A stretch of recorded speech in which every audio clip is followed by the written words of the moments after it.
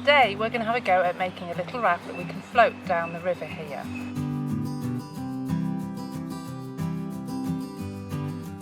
Now all you need to make a raft is some sticks, about finger thickness, some pieces of string and a big leaf.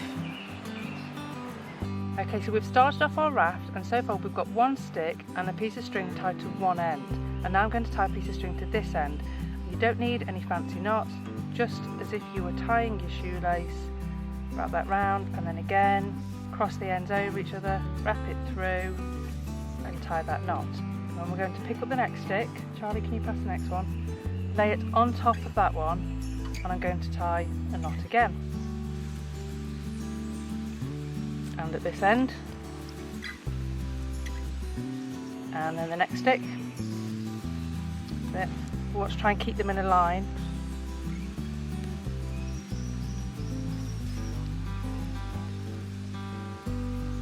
Next stick.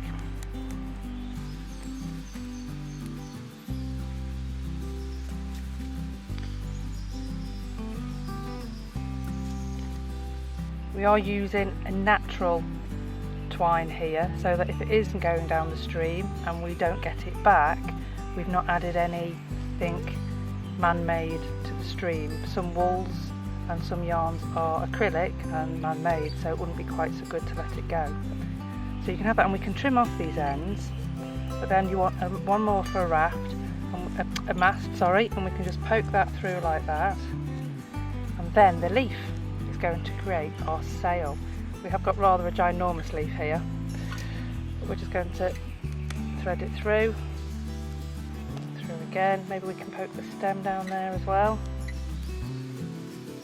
Okay, and that's our raft. We'll go off now and see how it sails. Okay, so it's the moment of truth. We're going to see if our little raft will float.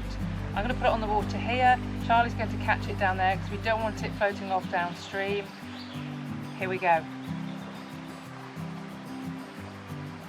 Hey, it floats backwards. Why not have a go at making a raft? You could try different materials for the sail. You could have raft races. You could see how far they'll go while you follow them downstream. We'd love to see your pictures.